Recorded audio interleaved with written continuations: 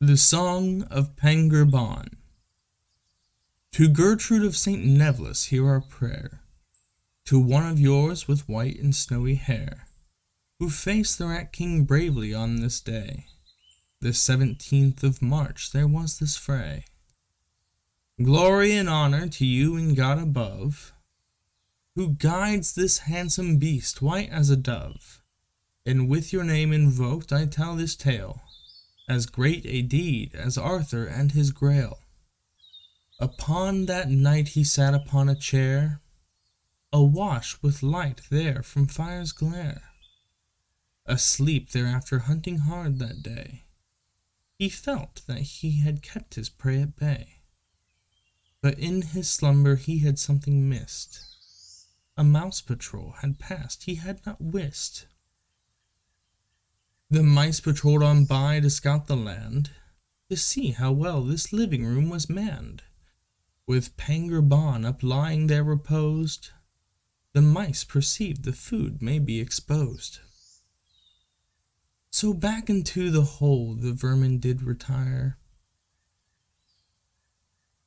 in such haste, for timing here was dire. They stumbled up into the Rat King's halls, these tiny, timid, shrew-like Rat King thralls. And there beneath his throne of molded cheese, the mice began to speak through squeak and wheeze. "O holy king of mice and rats alike, it's time right now for all of us to strike, for Pangur Ban is in a sleepy haze, and Master Scribe is in a drunken daze." "Then tell me now, why don't you, little one? Who is this one you mention, Pangur Ban? For I have never heard his name before, as I have not set foot beyond that door."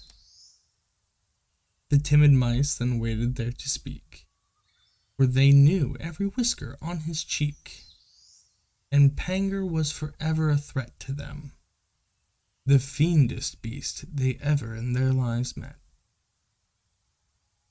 But slowly one began to tell of Ban, the cat filled both with brain, but also brawn.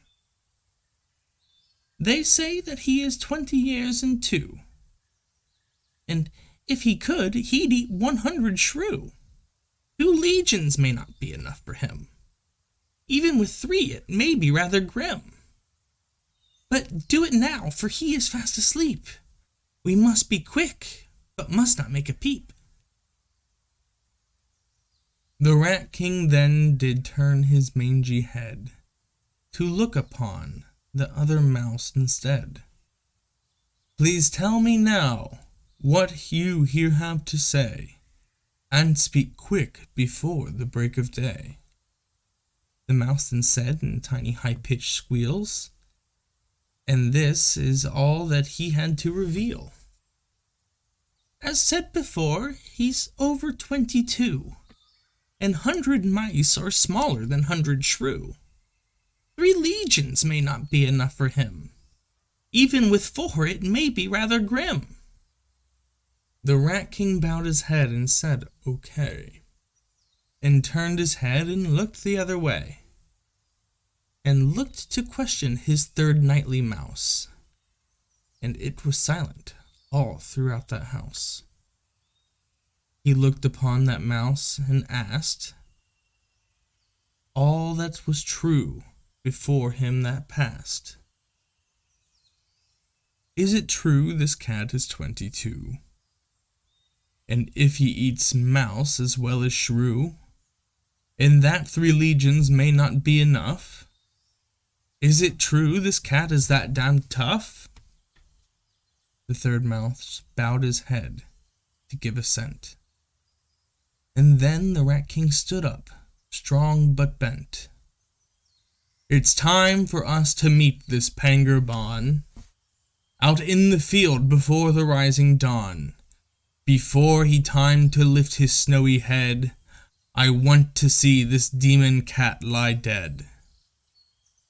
The mice then squeaked and squealed their assent, but the she-mice cried their clothes they rent. They knew that this was not to be their day. They knew their sons old Pangur Ban would slay. The Rat King then did don his helm of cheese, so stinky that it made the small mice wheeze, and took his claws down to a grinding stone, and hardened them until as hard as bone. And then he stood before his legions there, 500 total mice beneath the chair, and led them rank and file to the door, through which they could hear Pangur Ban's loud snore. "My mice, it is now time for us to fight, before the sun shows up with bright daylight. The cat must die inside this deadly fray, for us to live to see another day. And I shall lead you into battle now, and fields of cheese your children then will plow." The mice then cheered and made a mighty sound. Then through the door in rank by rank they bound. But Pangur Ban had not been quite asleep. A small mouse tails fleeing he did peep, and so he then had thought to lay a trap, and thought to lay and feigned to take a nap. And so when mouse and rat did then appear, Pangur leapt and took them in the rear, and now with him behind their ranks and home, the mice broke ranks and quickly fled and roamed. Though Rat King stayed there with his honor guard, and glared at Pangur with his face so marred, his ugly look was checked by Pangur Ban, who stood there white and regal as a swan. His fur did shine like snow in daylight bright, as he stood there beneath the candlelight, and dared the Rat King to come and join him there, and grinned his teeth so white he'd bare. The Rat King drew his hordes up in a line, to stand and face the might of that feline. And as the mice from there began to charge, Pangur Ban drew himself up tall and large. But undeterred these mice still held the line, intent on taking one of Pangur's 9. The Rat King strode forth with his claws prepared, but it was clear that Pangur was not scared. So when the Rat King slashed at Pangur's breast, he quickly did dispatch of that great pest. Of the rest I've not the heart to tell, but be aware that Pangur there ate well. 100 mice are smaller than 100 shrew, easy for a cat that's 22. 500 legions weren't enough for him, for I will say that night was rather grim. So Pangur then returned upon his seat, after having many a tasty treat. And there he closed his eyes, for then he thought he'd vanquished all the evil they had wrought. But as he closed his eyes, he thought he saw a small mouse tail vanish through the maw of the wall opposed to him it'd run. It seems a cat's job's never truly done. O holy Gertrude, hear me though I yawn, and give thanks to you and to Pangur Ban.